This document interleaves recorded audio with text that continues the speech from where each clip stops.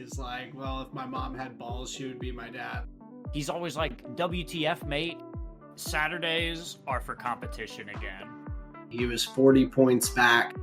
Wakey, wakey, Lando. Wakey, wakey. Look at that gap. Without Kimi Antonelli, Max wins the championship. That's like something you'd see in the F1 movie. Is this the world champion hotline? Lando had to win his first against Max. Formula One fans, welcome to the Tyred Boys Podcast. I'm your host, Justin. I'm Aaron. Welcome back, everyone. We've got the Hungarian Grand Prix review for you this week. We had one of the more exciting races of the year so far, in my opinion. There's a lot to get into and to talk about, but Justin, it is good to see you for another week here before the summer break. Yeah, good to see you. A little bit of racing to get into. Oh, yeah, and by the way, I just wanted to make sure that everybody knows Adrian Newey is back. The goated car designer. He went away for a bit, but hey, don't worry, he's still here. So yeah, just wanted to say the goated car design. We didn't forget about him at all. Don't worry, we'll get into that plenty more as the episode goes on. But I'll kick us off with the quick hitters for this week here. Just wanted to give a little shout out to Mick Schumacher for his best IndyCar finish this past week at Nashville. Got his first top 10 with a P8 finish, and then subsequently, like the next day, found out that his team, Rahal Letterman Lanigan, is selling one of their charters for their car to another potential incoming team pending IndyCar approval. So he may lose his seat, but they may also just keep him on, and one of the other drivers may go to the wayside if that happens, or maybe he goes along to the new team that takes on that charter. But either way, a big shout out to him for a solid race finish and a lot of good improvement from Mick over his first year here in IndyCar. And would that be 3 cars down to 2 cars on the grid for Rahal Letterman? Yeah, it would be. Okay, gotcha. But Graham Rahal's also been around for a while. Being the son of the owner, I think he probably has an in there if he wants to keep racing, but it also might be towards the end of his career as well. So there's opportunities for Mick, and he's definitely showing what he can do out there. So some good opportunities there. But moving into F1 news and the F1 weekend, we have the Hungarian Grand Prix this past weekend was Lance Stroll's 200th Grand Prix in Formula One, which that was the face that I made when I read it, Justin. A pretty surprised face. And not only that, I also found out that there have only been 24 drivers who have gotten to 200 races in their Formula One career. So not only is Lance Stroll achieving that 200th Grand Prix, but he also is among some elite company in terms of number of races driven. Yeah, there's like some joke to make. I just can't find it. That is just a surprising stat to say the least. It is. It's hard to really wrap your mind around like the length of time that Lance has been in Formula One. He came in as a pretty young driver, not quite as young as Max, obviously, but still on that young end. I think he was maybe 18 or 19 when he came in. So he's had quite a long career at this point, and achieved that 200th race this past weekend with a slightly improved car. Achieving jobber status in Formula One, just coming in and clocking in. Hey man, someone's got to do it. Why not him? Fair enough. That is genuinely crazy. 200 F1 races. Well, hey, kudos to him, man. Good job.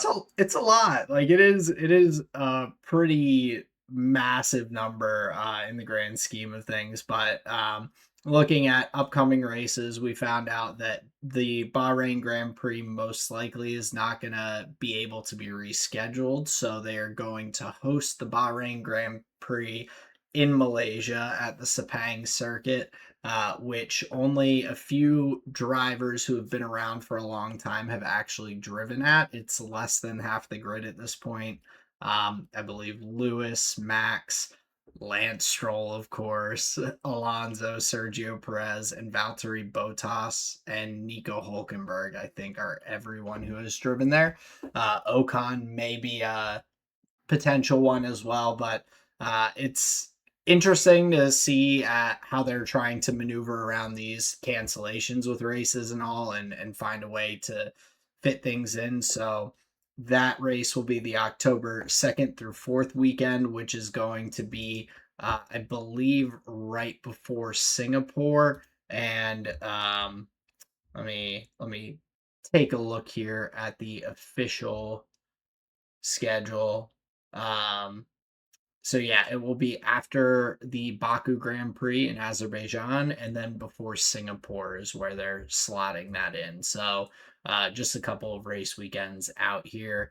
That does put us in a spot where we're looking to have probably uh like 8 out of 9 weekends in a row with Formula One races by slotting that in there. There's going to be a lot of racing coming very quickly there at the end of the season. Um, so looking forward to it, but one of those notable changes here for the F1 calendar. Um, any questions, comments? No, I was just gonna say last time we raced at Sepang was 2017. That's definitely a circuit that I'll have to familiarize myself with. I don't like I'm looking in my brain and I have no file for Sepang. Like there's just no image of a circuit at all. I've So yeah, I'll no, I'll definitely have to learn that one, and it sounds like a bunch of the drivers will definitely be hitting the simulator to figure that one out because yeah, 2017 not many of our like you were saying not many of our grid have raced it because yeah I was thinking 2017 that's like right before I started watching. I'm pretty yeah, yeah. sure 2018 I watched Drive to Survive, and then 2019 was like the first full year that I watched.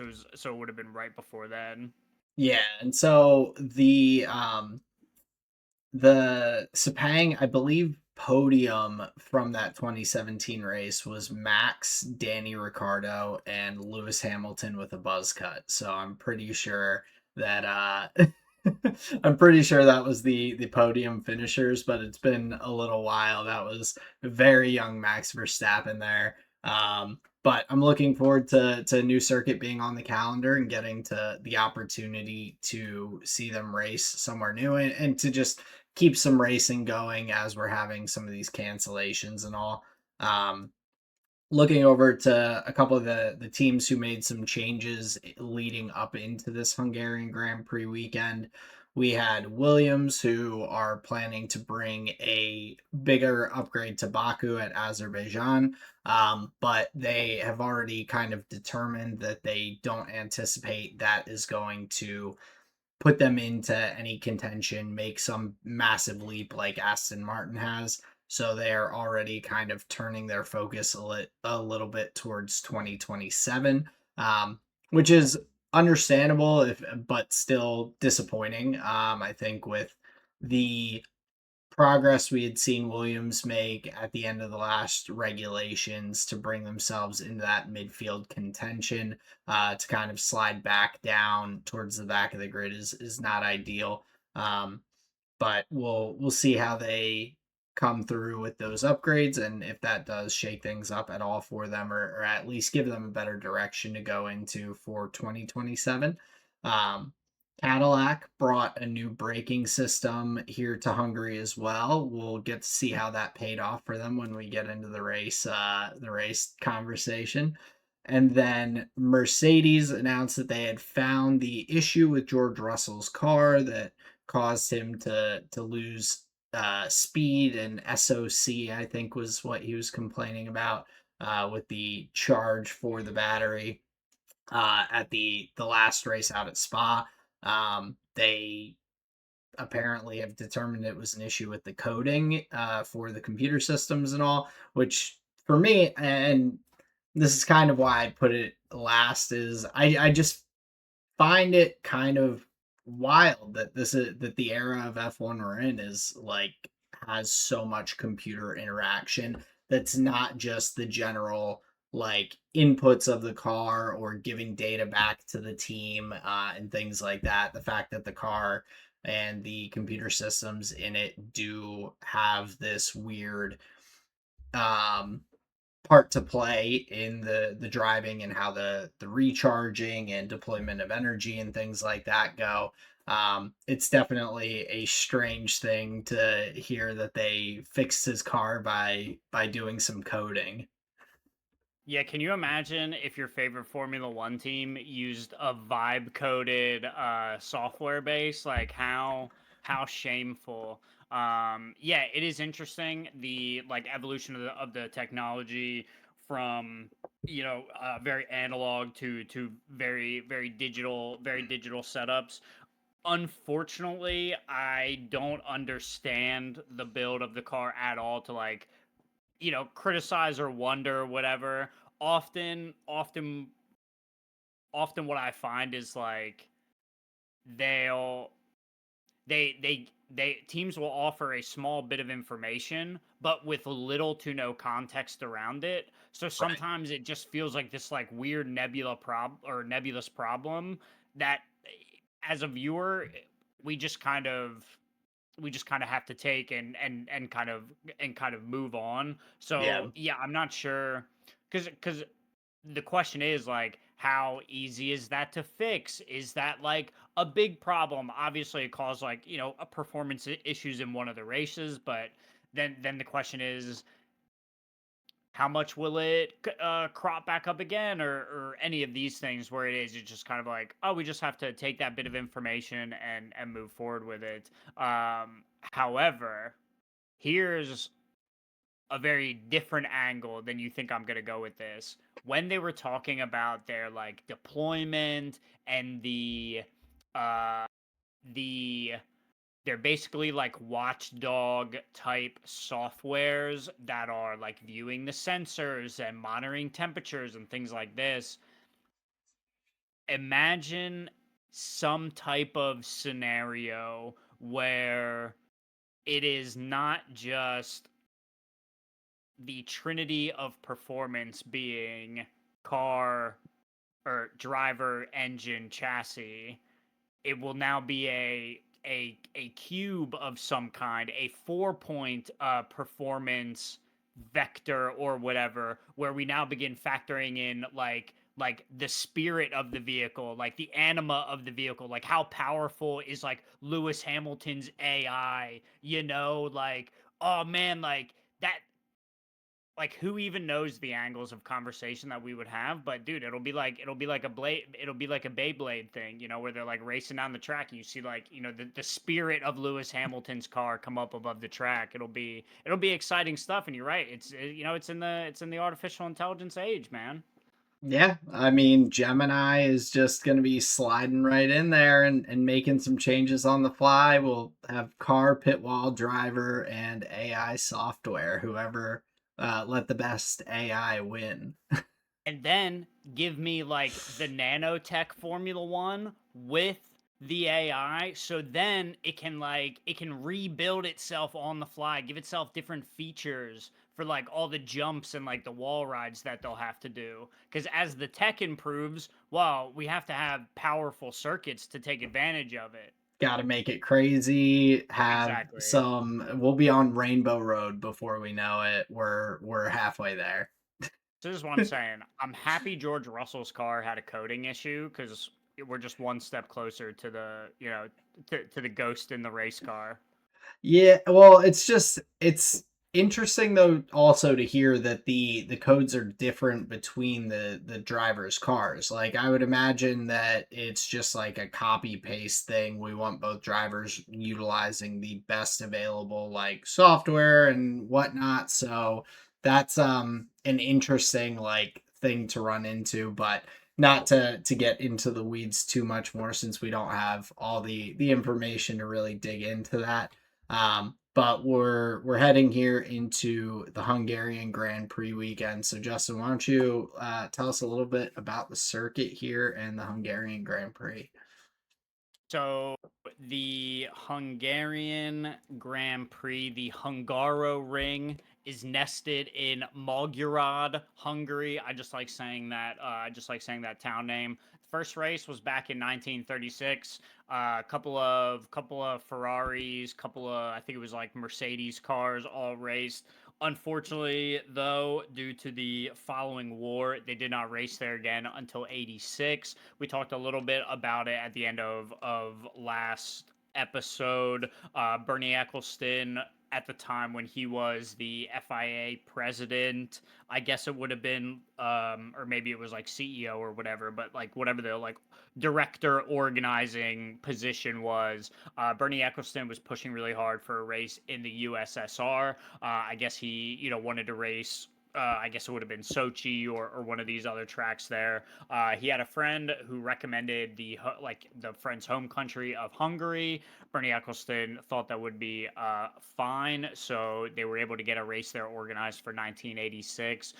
One of the things about the Hungarian Grand Prix, often this is kind of the moniker, this is kind of the joke. Monaco without the borders, the track is twisty, bumpy, and often this leads to overtaking difficulties. Traditionally speaking, tire degradation is very high. The track tends to be held, or what would you say? The race tends to be held in the summer months when it's hot, dusty, and just like dry overall. So that creates like a very particular kind of environment for the race where there's little to no evolution because it just dustifies so fast Yeah. over the weekend. So it's an interesting track in that regard. We're nested up against some sand dunes there, so there's always, breezes bringing that all onto the circuit. So kind of interesting in that regard. Hungary has traditionally been, like we said, a more of a qualifying circuit. However, some of the fun battles over the years, you have Nelson Piquet versus Ayrton Senna. They had a couple of historic battles in a few years back to back when they were racing together. There's a pretty popular, pretty enjoyable race from 1988 where Michael Schumacher is taking on Mika Hakkinen and David Coulthard in a pair of McLarens. They're running one strategy. Michael Schumacher, he basically like makes an audible during the race, like calling the opposite strategy of theirs and then utilizing that to take the win from them. A fun one in that regard to go back and watch. If you're looking for some Schumacher highlights there, Jenson Button classically gets a win in the wet in 2006. Pretty sure it's a whole scenario. That's the only time it's ever rained there. It never rains. There's no clouds. It's just a desert, other than that year when Jenson Button wins in the wet. And then for my modern Formula One fans, people who come in just in the last few years, Hamilton versus Verstappen 2019 was a solid race where Max is leading for a good percentage of it. Hamilton on the hunt ends up, it's I think it's in the last like 5 laps. Hamilton just makes a dive down, gets the overtake on Max for the win. So some fun races, but as you can see, it's all it's not they're not battles. It's like one well-timed overtake to take the victory, because yeah, where you qualify is just where you end up most of the time. But yeah, that's a little bit about the Hungarian Grand Prix. It's a little bit about the circuit. An okay one if you're, like I said, if you're one of my Saturday freaks and enjoy the qualifying. Yeah, and it was a very exciting qualifying. So I'm looking forward to talking about that. But Justin, thank you for bringing us some of this knowledge about and the history of the Hungarian Grand Prix here at the Hungaro Ring. No Um, problem. before we jump into the rest of the episode and the feeder series and all, though, we just want to remind you, if you're listening along, if you're here with us, don't forget to like and subscribe if you have not already. Share it with any of your Formula One loving family or friends. We really appreciate it, and we appreciate you. Going into a long summer break now, but do not tarry. We will be back for the Dutch Grand Prix at Zandvoort. Tyred Boys Podcast has a new episode after every Formula One event. Be sure to join us for those. But thank you very much for tuning in. Back to the show. So we'll jump into the feeder series section of the episode here, starting off with the Formula 3 race weekend that we had. And so talking about some of these like well-timed overtakes and all, as you were with the Hungarian Grand Prix history, and how you see these drivers, Hamilton setting it up and dueling it out with Max, trying to find his way through. It is a little bit more elbows out and a little bit less prepared for the overtakes we got to see in Formula 3 and Formula 2 as well. A lot of minor incidents and all with the number of cars on the track. In the start of the sprint race, we saw an incident on lap one right before you get to Hamilton Corner, where Gene Nakamura ends up kind of ramping off the back of Gerard G. So some really probably frustrating early contact for a number of the drivers just in the middle of the field. Three drivers go out there with, I think, I forget who the third driver who got bumped out of the way ended up being, but a tough start to the race. And we saw even our championship leader, Ugo Ugachukwu, was being a little too risky with some of his overtakes. He had some contact with Lacorte, ends up picking up a 5-second penalty for gaining an advantage off track later on in the, or I guess that was lap one, but he's penalized later into the race. So not the cleanest start, and like you had said, you could see the dustiness and how much the cars are sliding around just from the get-go, the dirty side of the track and all at the start, kind of giving the one side a much better opportunity to get going and make some moves off the flag. Yeah, and the one thing that I thought was really scary about that that turn two incident was the onboard of one of the drivers that got like caught up. You could see him trying to like grab at his wheel, and like he was trying to get it under control or something, and it wasn't until the car was basically like full stop that he like stopped messing with his wheel. And I was like, dude, just hands, like there's just nothing you can do. You don't want to crash car and snapped wrists. Yeah. Have just a crash car and just go racing tomorrow, because you try and pick that up. Yeah. Yeah, so I was like, oh man, I hope I hope his hands feel okay. Yeah, it's at some point you're just like a passenger in those Right. situations, and that's definitely a learning experience. Unfortunately, not as high speeds in Formula 3, so maybe that helps with it not being as strong with those snaps of the steering wheel and whatnot. Um, but yeah, a kind of tougher start to the weekend with Formula 3. They really were having a tough time still making overtakes, but also there was a lot of these little bits of contact kind of throughout the race as well.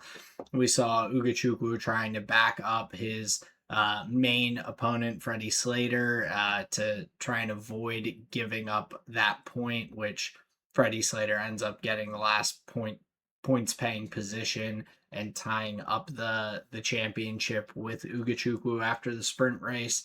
But Teofil Nile had a really strong drive. We've talked about him a little bit last weekend as well. And he had a very nice drive in this. He had a great overtake for the lead over Lee, and then just kind of runs away with it from there. So I was very impressed with his drive, and he keeps kind of popping up and showing that that skill. He's up in third in the championship now at the end of this weekend. So Niall has looked very good. And Teofil Nile is racing for he's Campos Racing, correct? Yeah, with Ugochukwu. Very nice, very Yep. nice. Yeah, I liked watching Ugachuku's race as well, dude. It is so crazy where it's like when he's battling with Lacorte, you're like, okay, okay, this is fun, this is fun. You know, even a little bit of wheel to wheel contact, not bad. You know, they're keeping it clean, and then all the other overtakes, he's like, and all right, so Hungary makes it look a lot worse with the like curbs down the inside because they're like rumbling hardcore, right? So Yeah. it makes it look more aggressive than it is, but it is really funny where like for the back half of that race, Ugachuku is just like he's just rumble stripping the whole time, like down the inside of Oh people. yeah. So the back half of his race didn't look great, but he is fighting for those positions. You can tell he is hungry to beat Slater in this championship. And you know, it's coming across on track. So, you know, no qualms to the guy. Oh yeah. It's just a bit aggressive, that's all. Well, it definitely is, and I think that's one of those things that um, it it is appealing in a way for an up and coming driver. Like you see that he has some really strong one lap pace. He's put his car towards the front of the grid consistently. He's able to make the right decisions, keep his tires in a good window and all.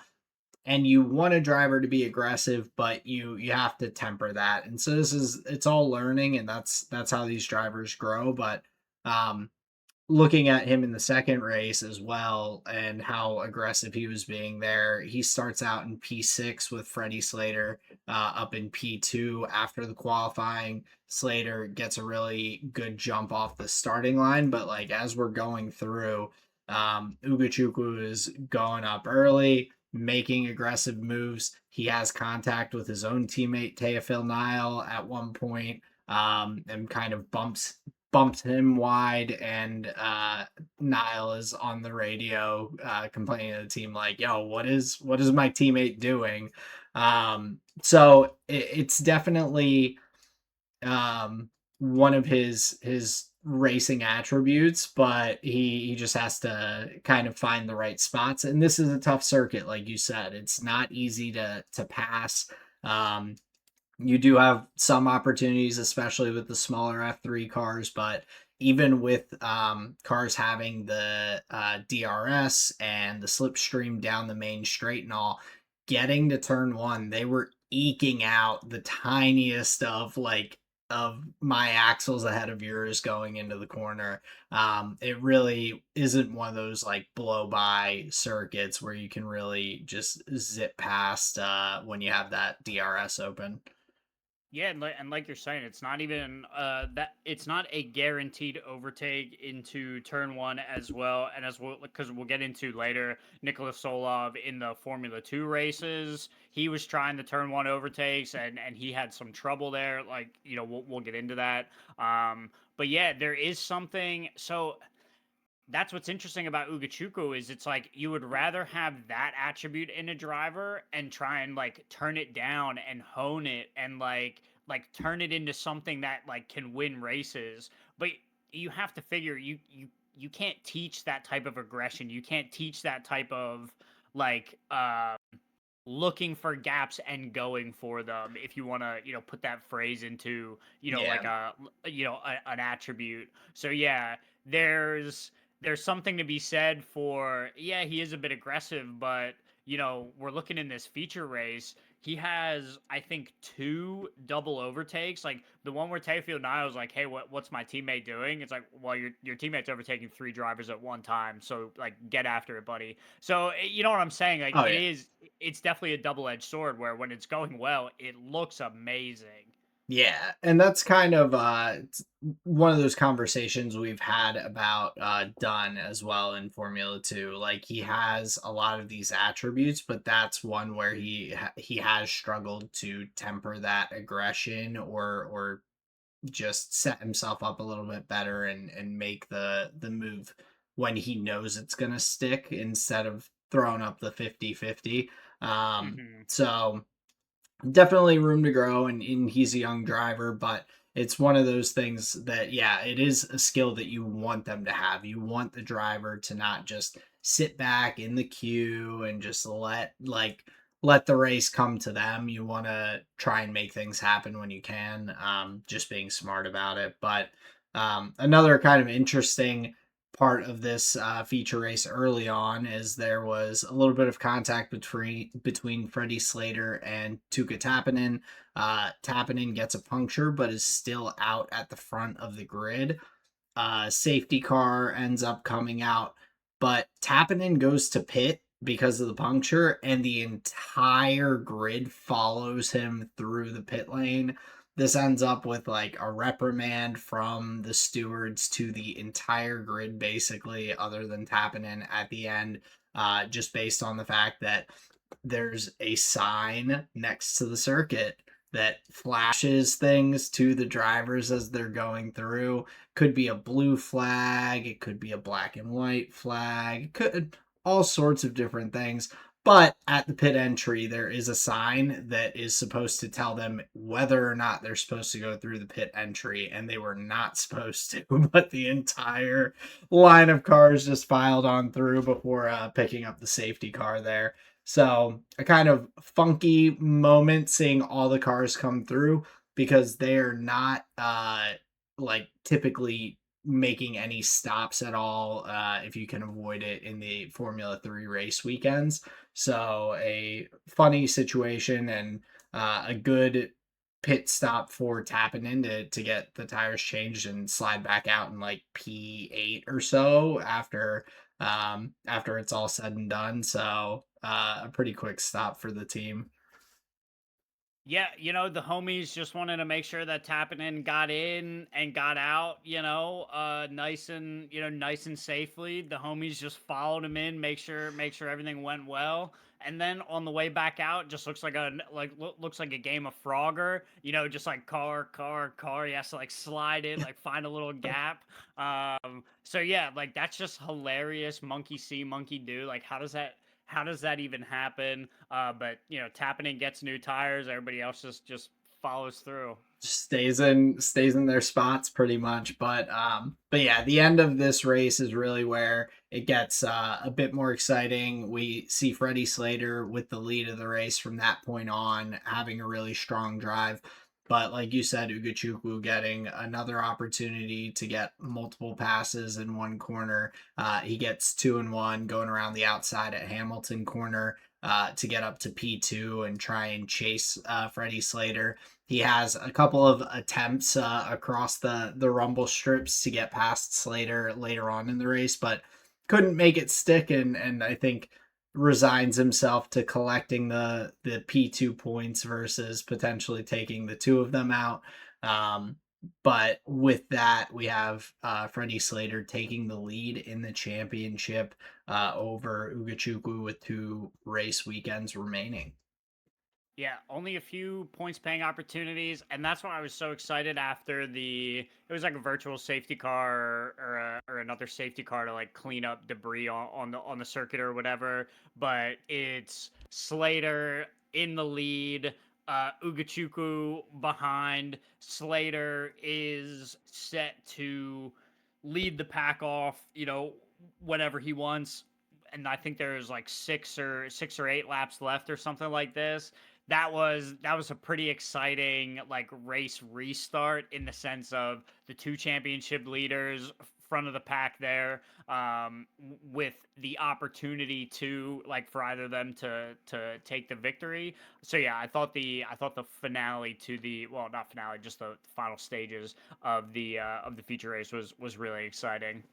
Yeah, it was a fun Formula 3 weekend, and this championship battle is definitely firing itself up with the two front runners, Ugachukwu and Slater. So we'll be looking forward to seeing them at the last 2 race weekends that we have on the Formula 3 calendar at Monza in early September.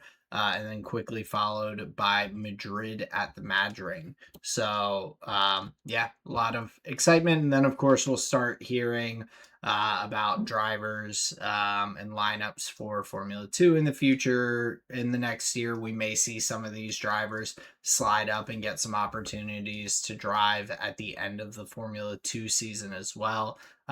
So just a couple things to kind of keep an eye out for with these last couple of Formula 3 race weekends. Yeah, we got the Hungaro ring, the Red Bull ring, the Madge ring. It's just going to be 24 rings. Gotta collect them all. Your hands are gonna be full at the end of it. Yeah, it's just gonna be a Sonic season, man. All right, cool. Into the Formula 2 weekend. Just my hot take right off the rip before we even get into the races. This is the worst weekend I've seen from Nicholas Solov. I think this is like probably just his worst weekend that we've seen. Yeah, I would agree. He just yeah, did not have a clean weekend. He was being a bit too aggressive. And at this point, like, there's not a good reason for him to be doing that. Like, he's in the championship lead and he has knocked himself down uh just by his own mistakes and everything to lose out in the sprint race and then to struggle a bit in the feature race as well. I definitely agree. And I think every driver is going to have a difficult weekend here or there. It's just his coming this late in the season when you see a lot of the other competition kind of ramping up towards him. It puts himself in a more vulnerable position. Gabriele Mini and now Rafa Kamara are both very close behind within a race win distance in P2 and P3. So by the mistakes throughout this weekend from Solov, he definitely did hurt himself in that championship fight. Yeah, that's interesting. To me, it's less about the when it happened, more of the like who it happened. Where like if you're racing Gabriele Mini or if you're racing Rafa Kamara, like for points paying positions, and you take some front wing damage, a little bit of contact, take yourself out. All good, man. At least those are your championship contenders. At least you were taking swings at like the people who were trying to beat you. Bro, Mm, Montoya is so far out of the fight. Like right. why is it this guy that you're dive bombing? You know what I mean? Because and now here's to your point, because you take yourself out and now those guys are running away with the 25s, the 18s, the 15s. That's going to make it really hard to come back. So it's less about the aggression and just more about like who he chose to like unleash it on. It's like, bro, that's not your competition right now. Yeah, and especially like knowing and I believe he and Montoya did they have contact last time out in Spa? Or was it I forget who Montoya had his incident with, but either It way, wasn't like it wasn't Solov, I don't okay. think. But yeah, at the end of the day, like you know that your car has better pace. You qualified up at the top of qualifying where Montoya is qualifying P10. You're up ahead of him P7. So, like, you know that you are just a bit faster with pace. Your car has shown to be faster throughout the season so far. So, just wait for the right opportunity. There's no need, like you said, yeah, to take yourself out against someone who you're not competing with. Like it's got to be at this point about maximizing weekends for Solov. Like he has a bit of a lead, and if you just continue to maximize your weekends, don't get too antsy, don't make any silly mistakes like that, and you're gonna be able to go on to a championship win as barring any really unfortunate luck. Um, but yeah, a tough spot to put himself in, taking himself and Montoya out in the sprint race. And while Gabriele Mini goes and just runs away with it up front, and looked really strong throughout. He took the lead off Montoya early and just showed some really good pace throughout that sprint race. Yeah, definitely agree. Gabriele Mini looking like a top contender for the cup in that regard. Just one battle that I wanted to highlight from the sprint race that I thought was really exciting was Leon. It's Noel Leon. It's a palindrome. I think his name is a palindrome. It's Noel Leon versus Joshua Dirksen. They were racing turn one, turn two, and turn three. Bit of wheel to wheel racing side by side. Kept it up for a good bunch of turns, and that was later stages in the race as well. So had points paying implications. So yeah, overall, really enjoyed the race between those two. Yeah, and there was some good driving, and like the dusty circuit made it interesting too, as you're seeing the cars slide around a bit. But one of those other kind of handicaps for Solov after the sprint race is that that contact with Montoya also earned him a nice 5 place grid penalty for the feature race here. Um, he goes out and then he has a little bit of contact early in the feature race as well, and so he definitely, like you said, did not have his best weekend here. The other note with Noel Leon was, which taught me something new about Formula 2 as we were going through the race weekend, but they are not able to pit under a virtual safety car, or I believe a safety car, for it to qualify as their pit stop. Noel Leon and his team time it extremely well. They see one of the stricken cars with yellow flags out, call him into pit. He gets into that pit entry before the virtual safety car is announced, and so he takes massive advantage of that. Less time lost while pitting and ends up coming out at the front of the pack, and then running that there all the way to the finish. But a really, really good drive from Noli on there, and some smart thinking and heads up decision making from the pit wall. Yeah, I definitely agree because the feature race for Hungary for Formula 2, I believe, is like 37 laps. It was like 37 or 38 laps. So yeah, they do need to take a tire compound change at some point in the race, and you actually saw it factoring in pretty significantly where it was between like mediums and softs, or like yellow walled Hmm. and red wall tires. And you could clearly see in the basically like when the pit windows were opening up for the runners that started on the softs, you could see the medium runners were doing a little bit better, and then vice versa. And I just think with the Formula 3 cars, you can easily tell the tire difference in like speeds and strategy, where sometimes in a Formula 1 race, like sometimes it can get all muddy, especially if you haven't seen if they haven't showed how many pit stops people have had for a while. Sometimes it can get confused in Formula 1, but the I think in this race at least, the tire offset was kind of well acknowledged, and or just the pace difference was such that you could easily tell at the crossover point. I'm curious what your thoughts on that are.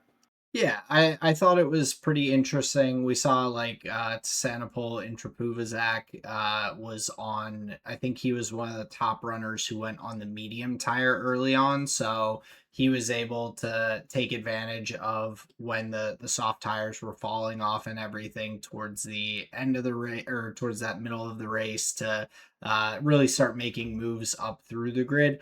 And then being on the soft tire at the end like was a huge boon to him. He had a really strong drive, finishing P5 there. So I felt like he was the one that it was the easiest to see, kind of being focused on. But I do agree, like it's with a circuit like this where you are seeing really high tire degradation in general. You saw that in the Formula 1 weekend as well.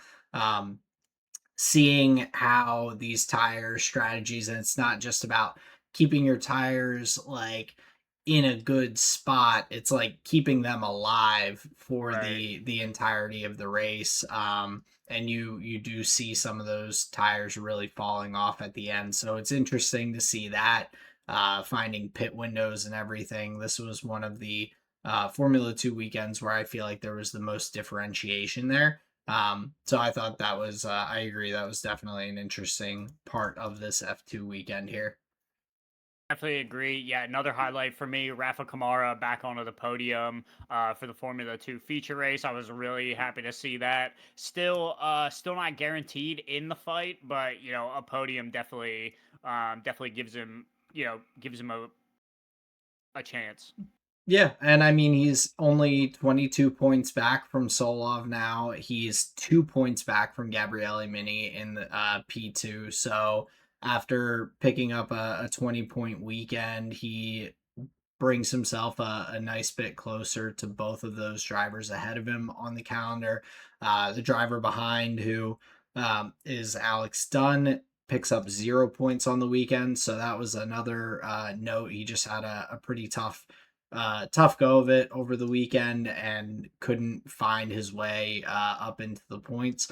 So Kamara distancing himself from the drivers behind and making it an exciting championship battle here. Yeah, a couple of thoughts on that though. So I'm not often watching a Formula 2 race via Gabriele Mini's perspective or like thinking about his race, right? Mm. But if you just go back and you just pay a little bit of attention, I think this guy is really consistent, if nothing else, and that's dangerous. Towards the end of a season where there's only a few points left to scoop up, I know there's a few races left, but just Mhm. being mindful here. I think Mini is going to be a real threat in that. Let's just say it's Solab v Mini, right, where Kamara isn't able to get enough points to stay there, race in and race out. Let's say it ends up just being between Solov and Mini. I think that's a really exciting title fight for Formula 2. I think our listeners would just assume that Aaron's just a Nicholas Solov fan. He's in the Red Bull livery. That's just who he's rooting for. I'm curious, is that who your money is on for the F2 championship? Um, well, to be honest, I don't know if I'm really rooting for anyone in particular in the F2 championship. I do like Kamara. Why? I mean, I haven't picked a guy really. Crazy.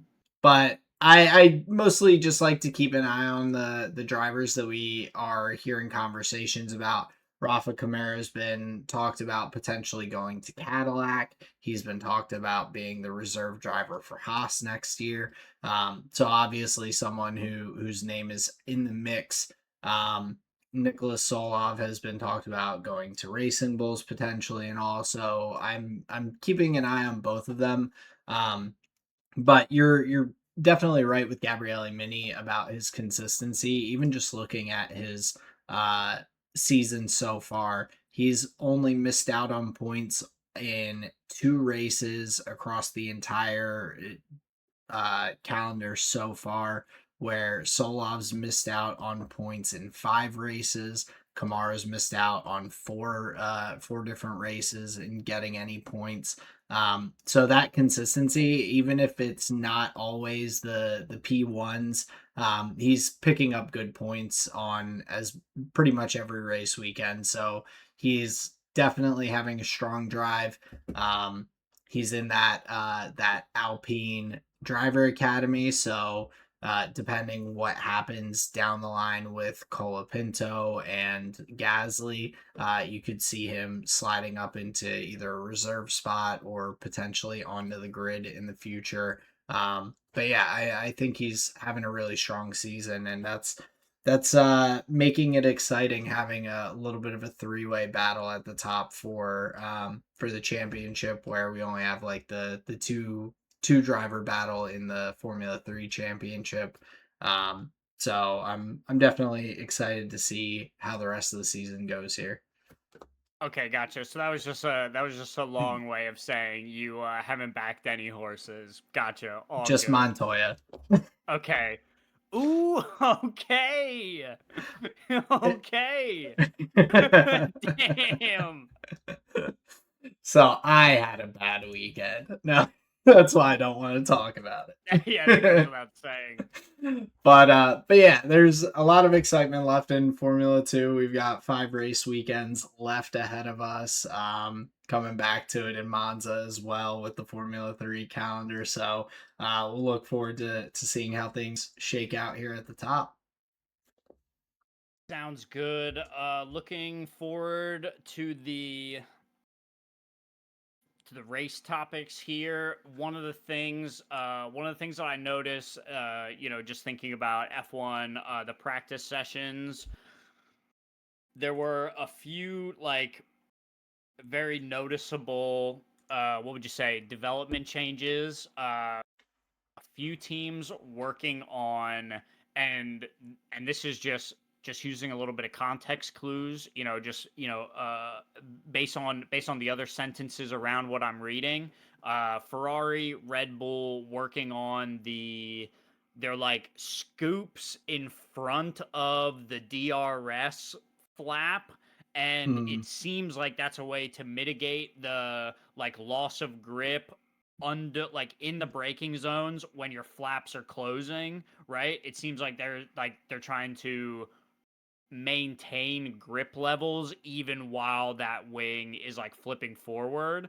So I thought that was really interesting. That was notably on the Ferrari and the Red Bull. I don't know if I said that. Sorry if I repeated myself. But I just thought that was interesting seeing that in practice and them continuing with it throughout the weekend. So I'm guessing they liked what they found in that regard, so I thought that was cool. And then the other note that I had for practice was that Aston Martin was just soaked in highlighter green. It's just like one side of it's all green on a few laps, and then and then they do the other side. So I thought that was genuinely funny. Where that's like a testing thing. Like we haven't seen that since like March or whatever. But Aston Martin's like, yeah. nah, baby, we got a new car. Well, we saw it a little bit with your boys in Papaya as well. We saw them bring their own little flippy wing into the practice sessions and do some of the high vis paint on there as well, just to see how that was working on the underside of that flippy wing. So that was cool to see. But no, I mean the whole car being doused in the high vis is definitely more of a testing thing versus seeing it this late in the season. Um, Lance was having a little trouble kind of figuring out the car initially, which is like an entirely new car, so that's fair. We saw him spin and very fortunately avoid the wall there, because that would have been a pretty devastating incident to bring a full new car. You just get everything. You don't have a lot of spare parts at this point in the season, and then to just potentially put it in the wall and cause some havoc for your team there would have been a rough way for the weekend to start off with the practice. The other note, which is we've talked about a bit about the dusty track and everything and how that might come into play, but we saw, I think there were like 20 some track limits violations in just a single one of the practice sessions. I forget if it was practice session 2 or 3, where just everyone was going off because of the gusts of wind, the dust on the circuit, and everything. So we definitely had that coming into play as the race weekend went on as well. But yeah, that I think were my main practice notes here. Sounds good. Yeah, and then into qualifying, man, I'll be honest, I really wanted to get like hyped in Q3. You know, we're waiting 4 minutes, 3.5, cars start to roll out, we'll see is the lineup gonna change? Like honestly, I don't know if I've ever said this on the show before, but run 2 qualifying like Q3 run 2 to me is like one of the most exciting parts of a Formula 1 weekend. Like Mhm. that's like my favorite. It's Oh like yeah. one of my favorite. And dude, it was so disappointing because it's just like yellow, yellow, yellow, yellow all across the bottom of your screen. It's like, what are we even doing here? Like that Yeah. was, and yeah, I guess the word is like anticlimactic, right? Because even in the other runs, like they were getting a little bit faster. People were improving their times, bro. And then right at the end of Q3, just nobody could improve. I'm like, come Yeah, on. I think the wind picked up and they were going into a little bit of a headwind through sector 1, so they were losing some pace and all, but I it it is funny how that works out because even though we have Lando coming through being like one of the last ones to cross the line, snatching the pole position away from Hamilton by a hundredth of a second or a tenth of a second, whatever it ended up being. Um, because all of the drivers before were not going quicker, it didn't like build up the tension and Right. excitement for it. You're just like, oh man. And then you're like, oh, and Max spins. Okay, so the session's pretty much over. You're like kind of winding down mentally, and then you're just like, Yes. boop, little papaya at the top. You're like, oh, okay. But it wasn't that like everyone's getting quicker and then Lando Right. just puts in a banger of a lap. I will say though, his banker lap early in Q3 was a great lap. He was only beat out by Lewis by like 500ths of a second or something really minute, and then is able to come back and throw down that last lap there. But I mean his first banker lap was good enough for P2. So he had a really strong qualifying there. Yeah, yeah, for sure. And like that's the only silver lining, from that qualifying session is if you are a McLaren fan, great. We get the pole position, that's fine. But yeah, normally Q1, I'm sleep. Q2, I'm sleep. Q3, I'm wide awake, baby. Let's go. And this was a Q3 where it's just like I could have just slept. Like what the hell? Yeah, But we do get Lando on pole position, and I'll just transition, right into there with Lando is my winner for the weekend. And I and had a I'll just feeling he might be. you know first time back to that top step of the Yeah, podium since being world champion. Thought that was pretty exciting.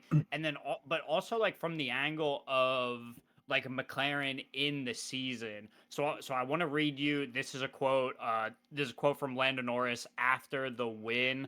So Lando stated as saying, "This is probably the circuit that suits me and suits the MCL 40 best, but I want to believe that we can continue this form after the summer break. There will be places where we struggle more, but I certainly believe we can win further races. We're going to be bringing even more to the car, so are our competition, but it's going to be tough."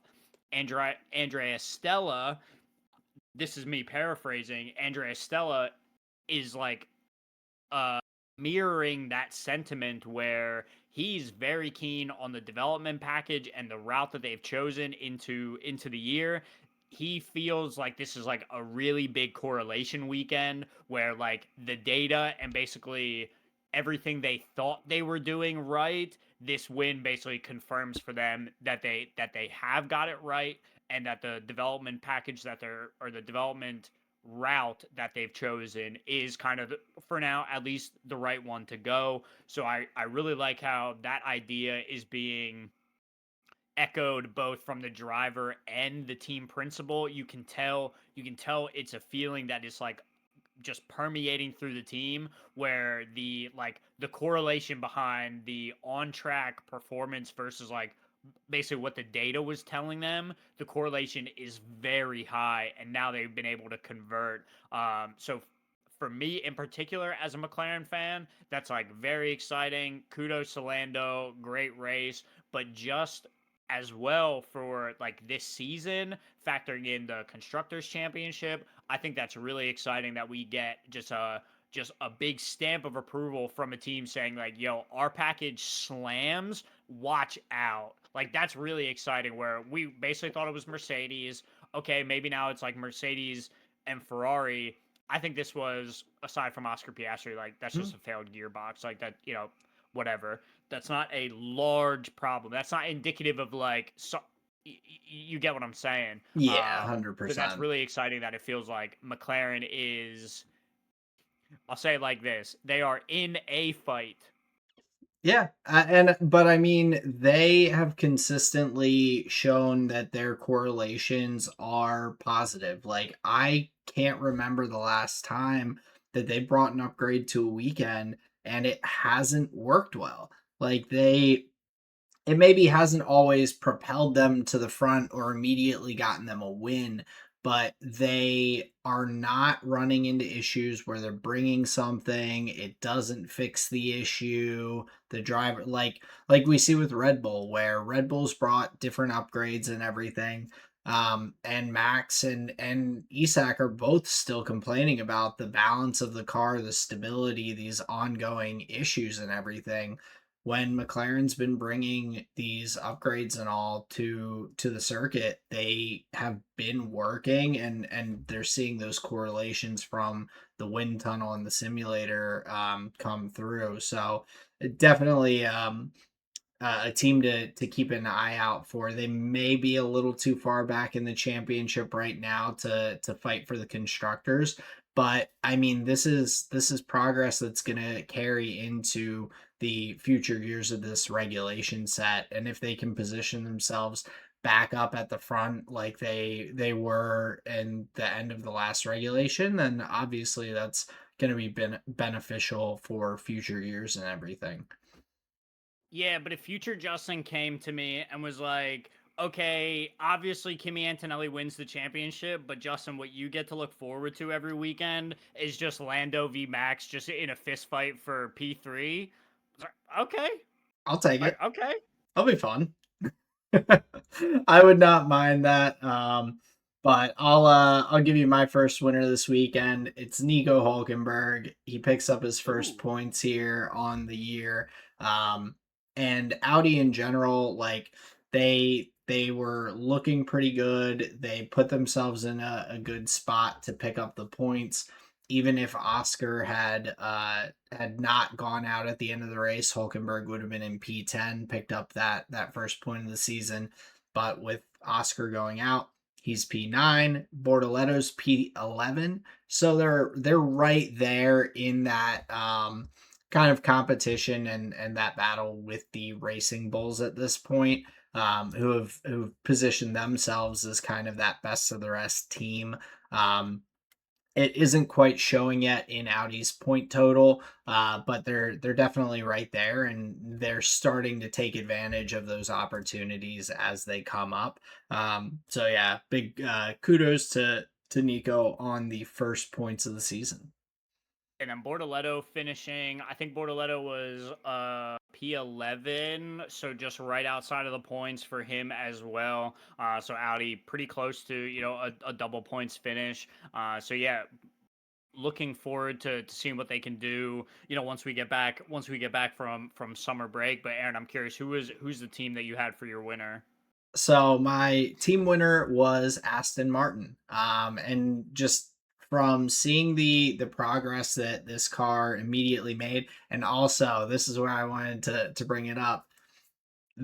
Apparently, apparently, when Adrian Newey came into Aston Martin, the car that they had run with up until this point of the season was what they had already built, basically. They were like, Adrian, here's our car. And he looked at it and goes, oh, I have to make a whole new car. So the car that they brought this weekend is from my understanding of hearing the conversations throughout the weekend and pre and post race shows and all that, is this we were we were besmirching Adrian Newey's name with the early season Aston Martin. This is the car that he's actually kind of put all of his time and effort into, and we saw it immediately jump up. Alonso getting out of Q1 into Q2. He was even in the mix a little bit to be in that P like 12 to 14 range before ultimately starting P15. But that was immediate progress. And this is before Honda has had the opportunity to bring any engine upgrades either. We've seen engine upgrades from the Ferrari squad coming in. I believe Audi has put, I think they may have brought one, or they have an engine upgrade that's coming up. So once Honda is able to bring that and they get the opportunity to dial in this package, I think a P12 is on the table. Damn.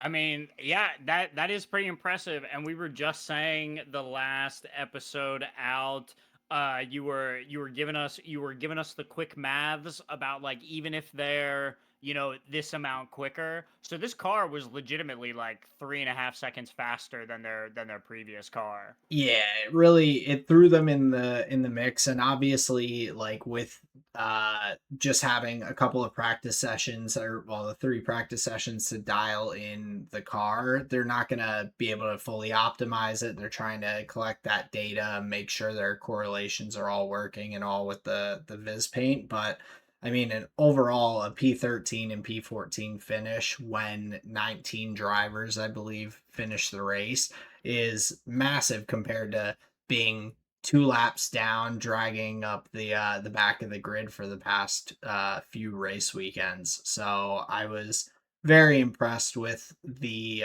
progress that Aston made this week. I think it's just really funny. Yeah, some things come back around. I was even thinking in a different scenario earlier today. I mean, everything's relative, isn't it? So here we are, the Tired Boys, just bigging up Aston Martin. Everything is relative. Early in the year, we're making fun of them. Here they are. They're our winners for this week, so no worries. Yep. Um, so the loser that I brought here is Pierre Gasly, Hmm. somebody who's been doing really well for Alpine. And I'll tell you why. No, like, no shade or anything, but the winning strategy for Hungary this time out was a three stop.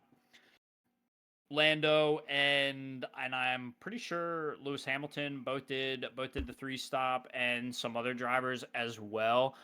So it was a strategy that would work. Unfortunately, Pierre Gasly was not able to make it happen. It seemed like throughout the sessions, the like practice sessions and the qualifying sessions, it seemed like the Alpine was going to have a little bit more pace, especially they're on plan to run the faster strategy. So I was surprised to see him getting beat out by drivers that were on what seemed to me to be a slower strategy, specifically like Arvid Lindblad and Isak Hadjar were able to beat him out, and I believe both of them were on the two stop. So I was a little bit confused as to what happened with Pierre and the Alpine outfit in that regard, because I think through some of these races, I've just expected a little bit more, at least from his side of the garage for the Alpine camp.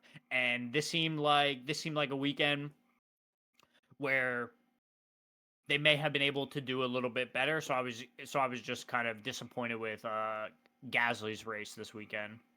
Yeah, and that's fair. I think Alpine has not brought as many upgrades to their car, but yeah, the kind of unique one there is the Arvid Lindblad, who did a one stop on the race weekend, where we saw most or a number of other drivers, Gasly, Norris, Hamilton, Leclerc, all do that three stop strategy. So there is a little bit of crossover, but I think Alpine has not brought as many upgrades, and we're seeing them kind of slowly slide out of those points places that we saw them in very strongly early. And Gasly had so many good performances, getting points week after week that yeah, it's definitely a little disappointing to see him slide out of that spot, but still he's not too far out there.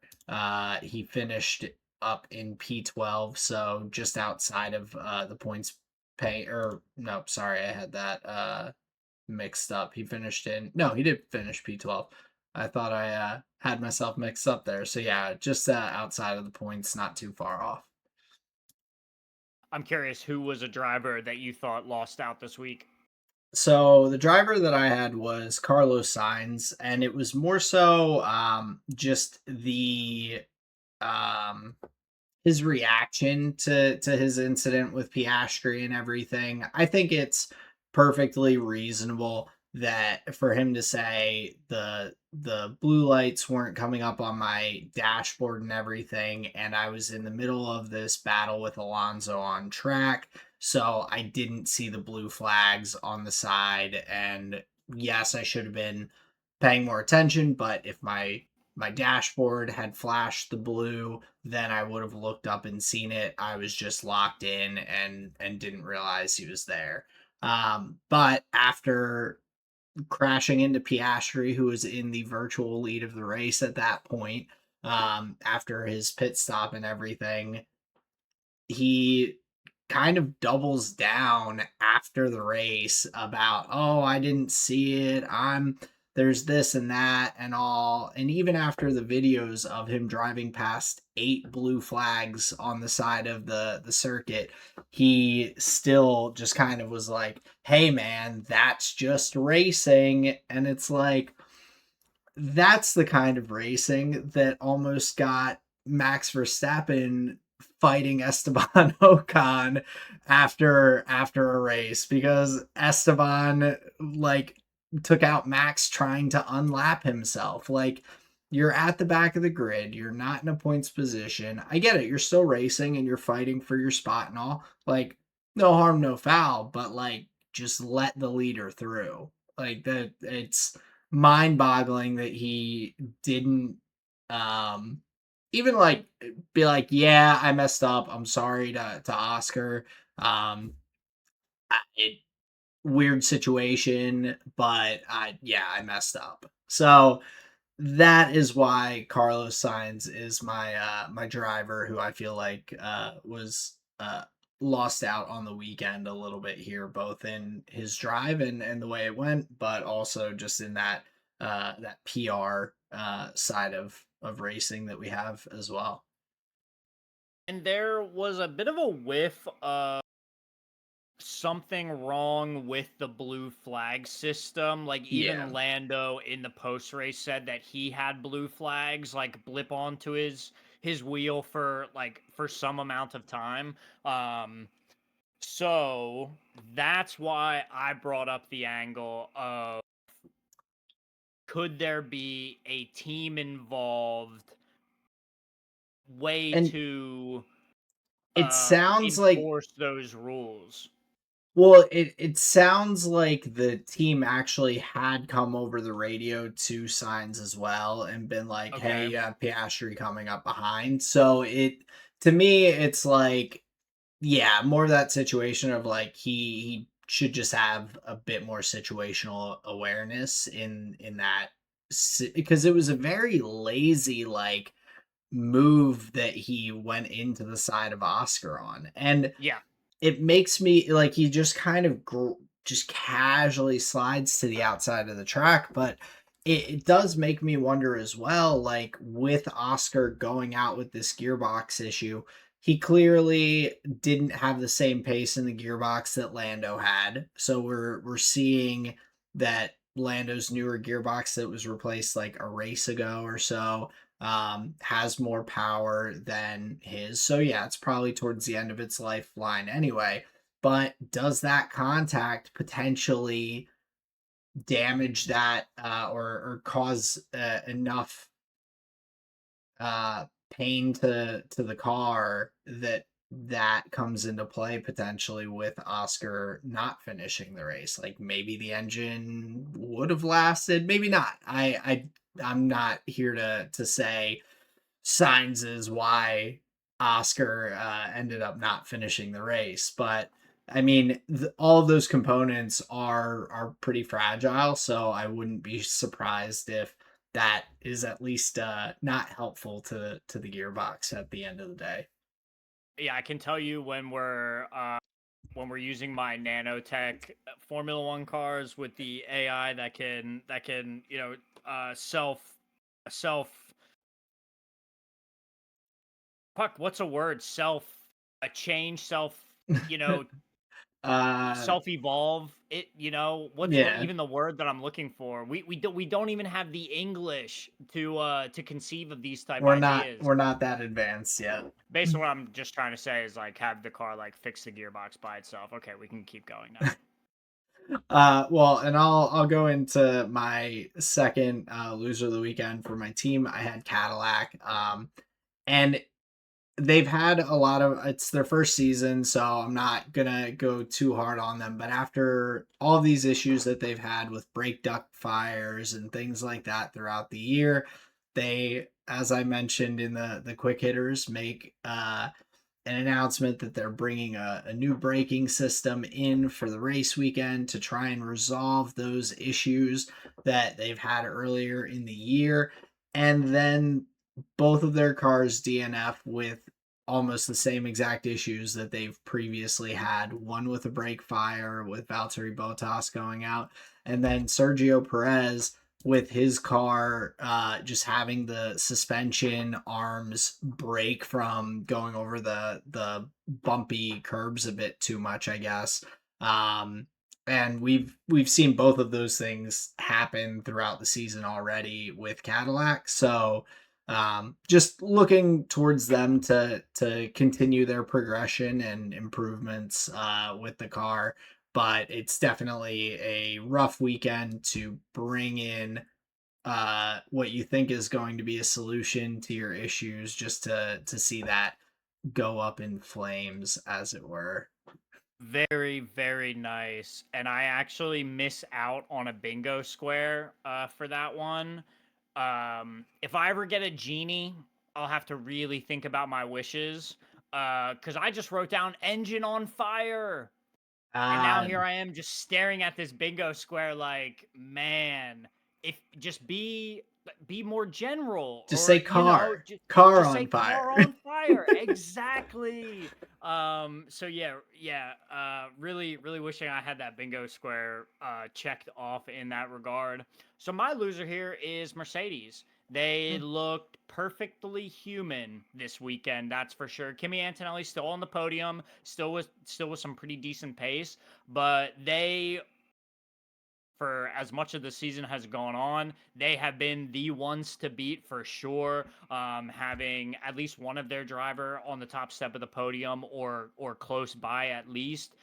This is a race where they're filled in by a bunch of other teams, a bunch of other drivers, a few spaces in between Antonelli and Russell, and not even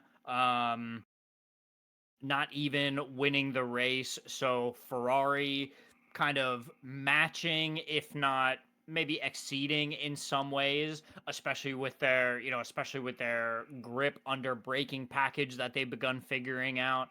There may be something there as well, where previously we thought Ferrari's primary strength was going to be their getaway speed, their off the line pace, but yeah, they just seem to have a bunch of different angles covered. So yeah, Mercedes looking just totally human on a weekend where McLaren's getting a win. Max is up there with the Red Bulls on the podium as well. So yeah, this feels just like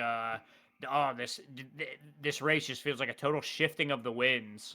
Yeah, and I feel like a lot just kind of slipped away from them on this weekend, so I wouldn't necessarily expect that in the future. But we see Kimi Antonelli pick up the three-place grid penalty for not slowing enough under yellows during qualifying. So he, instead of starting in that P4 spot, he's starting P7. And then, of course, we see George Russell off the line go into anti-stall and just drop like a rock to the back of the field and spend his entire day just picking his way through the back of the field and the midfield cars to bring himself up into a salvageable weekend. But it definitely was a tough one, and we haven't seen the Mercedes cars. We've seen them have the reliability issues, but we haven't seen them have kind of both sides of the garage have a tougher weekend. And even with that said, like you mentioned, Kimi Antonelli picking up a podium. He extends his lead in the championship to both George and Lewis in that finish. So it could have been worse, but they definitely did look a bit more vulnerable. Yeah, and just thinking of like they're the main contenders for the championship. You know, I imagine there's still a lot of people's favorites to win. So yeah, in my mind, that's like this is like a big hit to their campaign. You know, this looked like a rough weekend for Mercedes, honestly. Yeah, and they lose only 1 point to the Ferraris and the constructors, so they it ends up not being as tough as it could have been. But it very easily could have been worse, and so a couple of tough weekends like that where things just don't go quite perfectly as the other teams are improving. It could see them fall back towards the rest of the field a little bit more. Which is really interesting. Though we'll have a lot to kind of speculate about over the summer break. But yeah, I'm curious. Yeah, couple of things that were just kind of points from the race. Some exciting moments. The one thing I'm sorry I got to bring it back up again. The one thing that I was laughing at was your staunch defense of your Red Bull team and drivers. Um, I wasn't even making like a judgment call. I was just saying like, hey man, they're just kind of like they're just kind of ganging up on him. Wasn't even a judgment call. Wasn't even Oh yeah, I wasn't offended. many Text just many doesn't teams come do it. through like No, of course. I just thought it was funny. It's like it's just one line versus an essay, you know? Oh well, yeah. I mean, I was watching. And I'm just like little type send like a sentence, then up another one, just boom, boom, boom. So yeah, it's always fun like kind of mixing it up while the race is going on and all too. Um, seeing my Red Bull boys out there defending like madmen or in Hajar's case trying to as much as he could was definitely fun to watch even though they both seem to hate the car. I at the end of the day was pretty happy with how things shook out. Hajar and they've talked about it a lot on the broadcast, and it's come up that Laurent Mekies is they have not solidified Hajar's contract for an extension, but he's basically said all but that that they're looking to go in the logical direction, and Hajar is performing really well across the year. He has another really strong drive here, even though he was kind of in no man's land. He ends up being able to stay ahead of George Russell there in P6. He's just picking up those points consistently, which is big for Red Bull. And as he develops as a driver, I'm looking forward to see how he does. But one of the other kind of exciting parts of the race for me, at least, was seeing the Max and Lewis battling. Max was just defending like crazy. It's always funny to hear whether it's Lando talking about Oscar or Lewis talking about Max when you're stuck behind a guy and you're going, he's so slow. It's like then just go by him. Just get past there. But obviously it's easier said than done. But Max's double overtake on Liam Lawson and Lewis Hamilton there into turn one with a dive bomb from way downtown was one of my highlights from the race, since we didn't see too much craziness going on. Yeah, he figured, I'm in the Red Bull camp too. He said, Nicholas Solov, take a look. I can show you how it's done. And actually got the move done. So yeah, gotta give it up to Max in that regard. Drove a really exciting race. Had some really nice strategy calls from the pit wall as well to get his teammate in the mix. Kind of bunching up some cars to give him an opportunity for better positions. Yeah, the only reason I make fun of it is because it's going against my guys. That's the only reason. It is an illegal move in that sense is because it's not my guys doing it. That's why. So yeah, really creative race in that regard from Red Bull. So you got to give it up to them. Yeah, and just talking about the McLaren team and all your boys in Papaya. Um, I wanted to kind of pick your brain a little bit about what you thought with the strategies and all. Obviously, they're not throwing Papaya rules and team rules into play while they're out there not battling for the constructors championship or kind of out of that front running mix. But seeing the um decision making and all of like, oh well, Oscar's up front, we can see that Lando's faster, but we're not gonna let him through, and we're also not giving him the option to pit before Oscar. Like, how do you feel about the team decisions there? I know they're trying to keep things fair and all, but I feel like at some point, if a driver, if Lando or if Oscar wants to kind of change up their strategy a little bit, because they feel like they're bottled up there, like that kind of seems like a fair way to do it. Is if Lando wants to pivot on the fly and box early or something like that. Like, yeah, don't make him swap positions, but to he was kind of being hamstrung by both decisions. Like, oh, you're not quick enough to get past Oscar, but we're not gonna like swap you around. But we're also not gonna let you deviate your strategy. You just have to kind of sit here behind him and just wait. Like that's got to be a little bit frustrating from the driver's side, I would imagine. Yeah, it's interesting because there's there's a couple. As you're asking the question, there's a bunch of different things that pop into my mind, but the most reasonable is to give you this angle of it.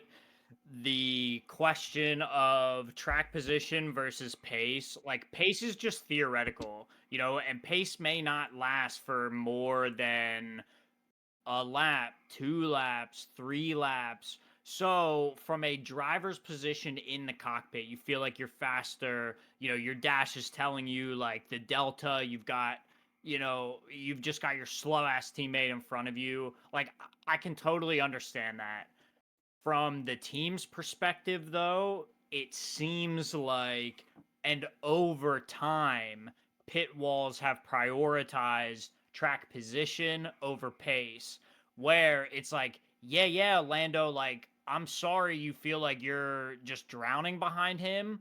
Have a better start. Don't get overtaken by him. Like, at the end of the day, like, you lost your pole position. It is Yeah. not up to your pit wall to just give it back to you.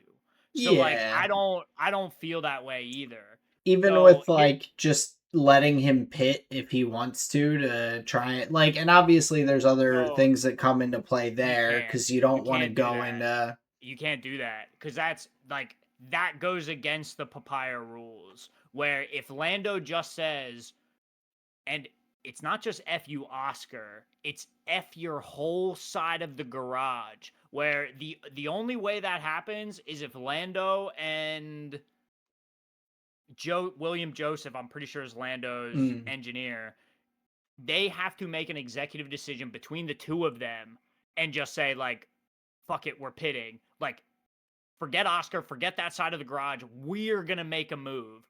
And now you've broken the trust, you've broken the papaya rules, and that's where I think now as teammates you begin doing the George Russell like lifting when there's like a car crashed, and now Kimi Antonelli tried the same thing, but it didn't really work out for him, right?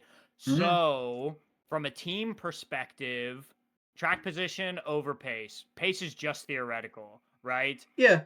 However, if my boy Lando had a little bit of Senna in him, he would just dive into the pit lane and say, "Fuck it, give me new tires, bud." And hey, I mean, if we live in that world, like, all right, man, let's see where it goes. But you see what I'm saying? There's I like do. there are important implications no matter which one you choose.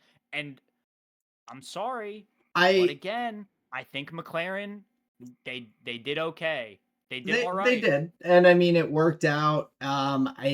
I would have been very interested to see how that would have panned out if Oscar had not had the incident with Signs. If he had been able to just breeze up through and go on his pace after his pit stop, Sure. I'd be very curious to see how they like duke it out there later on in the race. But I think the other like side of it is for my brain is like if if you're talking to Oscar on one side of the pit wall and you're like, "Hey Oscar, how do the tires feel? Do you like we're thinking plan A where we're going to X lap, like do you feel like that's reasonable?" If Oscar says, "Yeah," and then Lando's like, "Hey, I want to pit and like get out from behind Oscar and just go for it."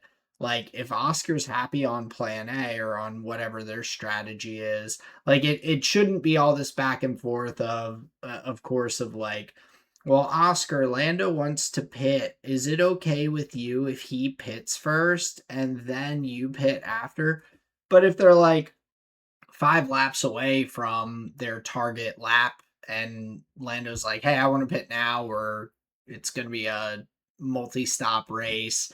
Like let me just get do this now."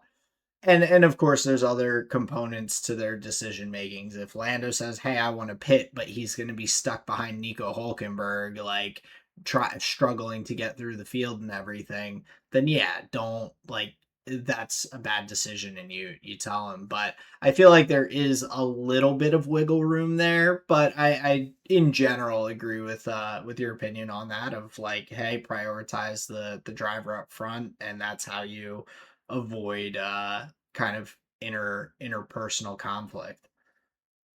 And, and here's another way you could chop it up too is tell me the names of the other drivers that that have the juice to call an audible like that.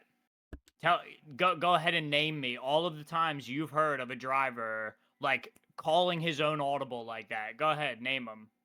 Lewis, Max, Keep them coming. Keep them coming. Lewis. Yeah, you see exactly what I'm talking about. It's like no No, team that's gives that much like of a leeway. he's the world drivers champion. Yeah, but not to the degree that like Lewis was ever. No, You get what I'm saying? Like I do, and you, it's a very reasonable opinion. I'm wondering if there is any wiggle room in there, or if they're just kind of like them's the rules, like deal with it. I that's just how it feels. I mean, Yeah, especially when Homeboy got owned right off the line. Like yeah, you got to deal with it. that's You got also to deal with fair. it. Yeah. I was trying to not bring that up where I thought we had put that to bed last season, but apparently not. So yeah. Oh, No, I mean, the only caveat is the new start procedure with the new cars. yeah, Like let's not pretend like it's the same no. And the problem. track, especially here too, with like the dustiness of the track and everything, like it does seem like that. I mean, we saw it across the entire weekend in Formula 2, Formula 3, where we are seeing like the front guys get jumped off the line because they just Hmm. either had to cover off to the dusty side of the track to protect their lead, or they're like just in the dust from the get-go, and someone else gets a little bit better of traction behind them. So yeah, it's I don't want to put it all on Lando, which is why I didn't really bring it up, but he still at the end of the day, yeah, did lose out that spot, and so McLaren has to make the call based on what their system is. So And for that particular context, I do think it matters to bring up the start between them because that's yeah, fair. that definitely factors in. But yeah, it's an interesting question because yeah, they are they are just the papaya kings, man. Just Well, the other like how far does this fairness go? You but know? the other interesting thing, like, and they talked about it on the post race show too. Ferrari did not do Lewis any favors in their camp either. Lewis is second in the drivers championship. He's trying to maximize the weekends and stay in the hunt to try and hunt down Kimi Antonelli. He gets a 5 second penalty for going zero point 0.1 kilometers an hour over the pit lane speed entrance because I think he locked up as he was going into the pit entry there. And they could have just asked Charles to give him 5 seconds behind. Charles had the ability to do that if they had wanted to. The next closest person behind them is 32 seconds back, like with Isak Hadjar in P6. So looking at that as well, I was kind of intrigued, not really shocked that they didn't give it to Lewis, but for such a minute penalty, to keep him as close in the hunt as possible. I felt like Ferrari could have done him a little favor, or at least asked Charles if he'd be willing to do that. Um, but I feel like this was the weekend of just teams kind of letting it ride. Yeah, it's interesting because there's yeah, I would guess that you would want to go into the summer break as like with a solid of a result as possible, you know? Yeah. And it's not gonna change the number of points that your team is getting. It like just swaps around 2 points between Charles and Lewis. And so if 2 points are um what you're gonna be like swapping people around over at the end of the day, you're just Max Verstappen losing out to Lando Norris, so it's fine. I mean, it does, it does matter. So yeah, we just have to direct Ferrari's attention to last year's standings, and they'll see the error of their ways. Yeah, just trying to help out any team that I can across the grid here. But yeah, the only other real notes I had was with the Racing Bulls, Liam Lawson ends up having the better strategy with the two stop versus Lindblad's one stop. The one stop was an extreme like dart to throw from the Racing Bulls team. Hmm. I was very surprised to see that, but yet again they get another double points finish. They take over that P5 spot from Alpine in the constructors standings. So a solid weekend for the Racing Bulls yet again here, with Lawson in P8 and Lindblad in P10. Yeah, it's interesting. I'm curious how much. So it's it must be that teams that feel like they'll have like either overtaking to do or overtaking to be done. It feels like that would significantly change your tire strategy because like if you felt like you were going to be battling a lot, there's just no way you can do a one stop. Like a one stop is basically like keeping your tires pristine through the whole thing, Yeah, not ever boiling them, not ever locking up one time. You know what I'm saying? Like that's pretty much relying that's thinking you're gonna run into like no issues. That's crazy. Yeah, it's pretty wild. From what I'm seeing too, I think Bortoleto might have been the only other driver to pull the one stop on the weekend. Um, so yeah, a unique strategy that pans out to be that P like 10 P11 finishing position. So not the worst, but I feel like that probably has a bit to do with it of just wanting to prioritize track position when you're not going to be able to overtake as much. But impressive nonetheless on such a high deg circuit for them to keep their tires alive for that long.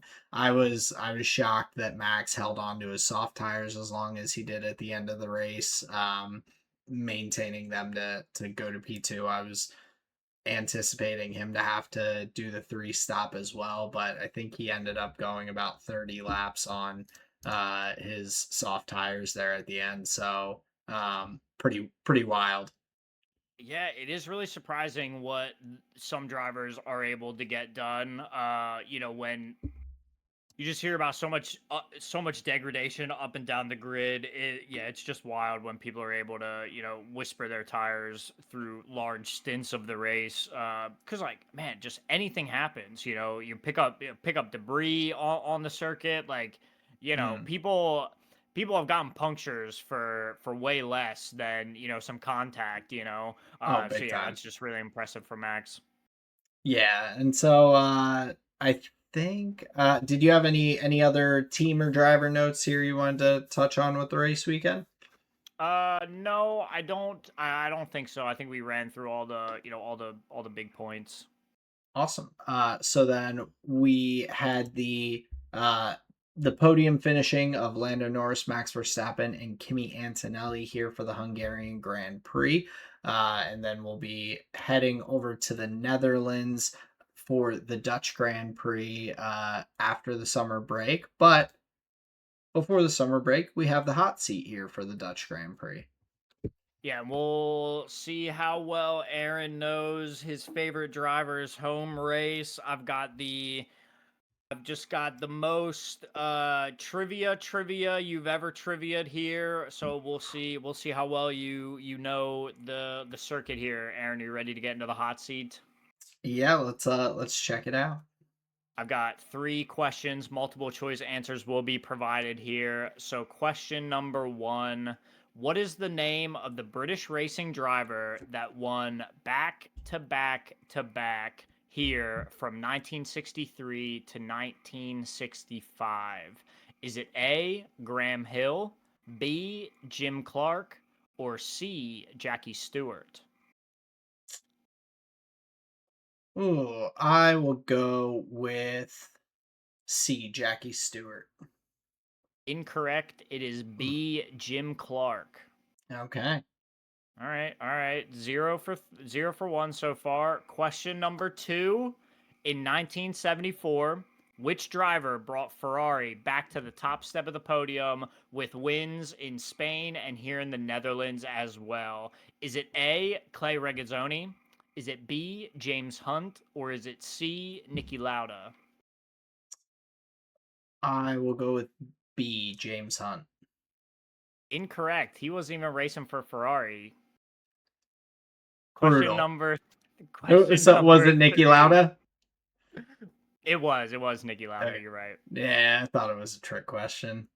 That's funny. Yeah, damn. It was. Brutal. All right, never mind. Question number 3. Max Verstappen has 3 wins at the Dutch Grand Prix, his home race, but it is not the most. Can you name the driver who has won here the most?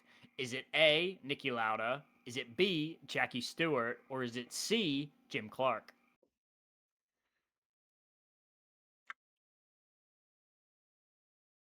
I mean, it has to be some sort of trick here, but I will go with Jackie Stewart.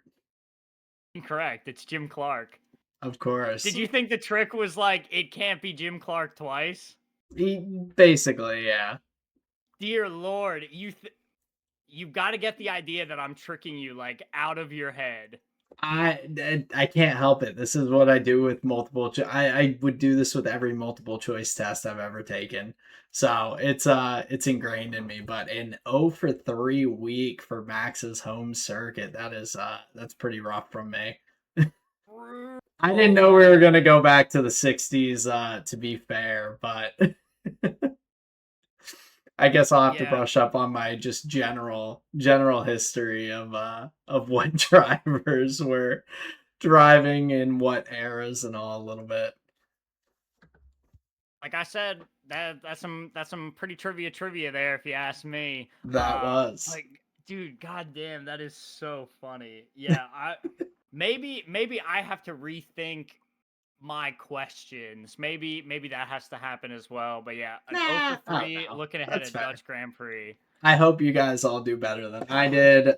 We'd love to hear how you did. Throw how you did in the comments of the videos when those come out, or in this one too. But that does bring us to the cool down lap here for the episode. So we've got the flavor of the week coming to you hot, Justin. Let me hear what your flavor of the week is. So I have a new favorite food. Excuse me. I have a new favorite food. It's Mongolian chicken. I used to do the Mongolian beef, but what I've learned with some recipes is you can just sub one protein for another. Sometimes you can even sub one vegetable for another. Sometimes if a recipe calls for one thing, you don't necessarily have to use that thing and the recipe still works. So I thought that was an interesting thing to learn. So I just subbed out my beef for some chicken and we get the same meal. It's actually like a little bit easier to cook, and it's super tasty and it makes my belly feel good. So I really like that meal.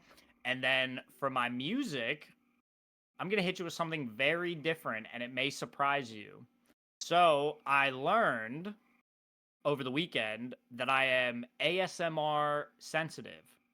Not everybody like responds to those triggers. I think it's like Okay. 10% of the population like it has no effect, but I am sensitive to ASMR and I didn't really know it. When I first heard about it, it was basically people just like flicking their microphones and like scratching their microphones and stuff. I definitely like, yeah, not a fan. That didn't do anything for me. But modern day, like, within the last 5 years, like modern day 2020 ASMR is awesome. It is very cool. There is just all sorts of stuff going on. Like all sorts of stuff going on. And what I've learned is it's just a really nice alternative to just like pure meditation. Most days Hmm. I choose meditation. I like to do like 15 to 25 minutes every day. Just, basic like breathe in, out, clear my thoughts, go up to the heavens with my spirit, that type of thing. But ASMR is a really nice way to get that same kind of relaxing feeling, but get to that's like a similar place just in a different way. So I thought that was really cool and What kind of ASMR? Like, is it like rain sticks where you're hearing like the beads like jingle down? Is it like so what? that's like a component part of one, but so the coolest ones that I found, they're like role plays. So the one it was a deep space adventure. So it was like a girl sitting at like her a spaceship Like cockpit, like like dashboard. dashboard? Okay. Yep, and it's like soft, like whispering, the like keystrokes, and so visually on the screen, it looks like here's like this like sci-fi woman like traveling through space, and then she's like delivering. It's Redirect basically like course a 3 degrees to the right. yes, yes, Okay. and it sounds really nice, and Okay. it's very like suspension of disbelief Hmm. inducing, right? So there's a feeling of like I kind of feel like I'm in the spaceship and you just like kind of get to relax. So there's all sorts of stuff. And like I've only delved like I've only tried it just a little bit recently, but what I found was like super cool, and it's like a great way to relax. So that Nice. was really fun. And then my visual medium, I'm gonna hit you with something different. I told another friend about this, but I know you're like a big Batman fan, so I'll tell you about a run of comics that I read. This was on Brett's recommendation. It's called The Gargoyle of Gotham. So it's a 4-issue run in the like Elf's worlds. I think that's supposed to just be like they're like self-contained stories, where they're not like Gotcha. factoring into like other worlds or like other people's stories. So yeah, the Gargoyle of Gotham was really fun. It was like a it was like more of a violent Batman, more of a gory Batman. Had some like occult elements to it as well. And yeah, like first time I've read like just a traditional comic in a long time. So it was just really fun, and the story was really engaging. It was written by a Raphael Grandpa. Really nice, and I think I'm gonna try and get his graphic novel that he wrote, because of how like cool this one was. So yeah, a bunch of Nice. interesting stuff for the flavor of the week there coming at you, Aaron. I'm curious, what's your flavor of the week? So for my flavor of the week, Colleen and I did some. We love the different seafood. We get a lot of salmon and different stuff, but we'd seen ahi tuna at Trader Joe's the other week. So I did some seared ahi tuna with the sesame seeds on both sides. We made some coconut rice, and then I did a cucumber salad that had um, kind of an Asian twist with some soy sauce, a little bit of sriracha, mayo, um, some imitation crab like mixed in to make it almost like a little poke bowl salad on the side. So that was a solid one, and we afterwards were like, I think we might have to add this onto our general list of our general rotation to come up every so often. Um, it was pretty easy to make, so we enjoyed that. For my music, a couple weeks back, Colleen and I had gone with her brother and sister-in-law to a Thomas Rhett concert, so we got to go hear some country music live. It was a solid show. I um, knew a lot more music than I originally thought I was going to, just from over time and hearing things in passing and all. But that was a blast. I love going to a live show every now and then, to just get to hear that and be in that atmosphere and everything. So really enjoyed that. And then for my visual medium, we are on to our next reality TV show kick. Love Island ended, so Big Brother is now here for the summer. We've got like 3 days a week of episodes coming in. It's always entertaining. There's always some interesting characters on there. But this season we have two former Survivor players, including a Survivor winner who have joined the Big Brother cast. So we've been enjoying watching that along. Colleen loves to see the stuff from the live feeds that you can check out and just see how these people's days are going. You don't have to wait till the next episode if you have the free time to do that. So that is my flavor of the week for this week, and that brings us here to the end of the cool down lap and the end of the episode. So we just want to thank you all for listening and watching along with us. We really appreciate you. This was a fun Hungarian Grand Prix to talk about, and we're looking forward to the end of the summer break. It can't come soon enough to head over to the Netherlands and the Dutch Grand Prix. Yep. Competition feels a little bit up in the air. At least at the end of this one, feels like it could go anyway. So yeah, I'll be looking forward to the Dutch Grand Prix. Aaron, thank you for the flavor of the week. Listeners, thank you very much for tuning in. New episodes after every Formula One event. Tune in after every Formula One event for another Tyred Boys podcast episode. Thank you very much, everyone. Peace out. So yeah.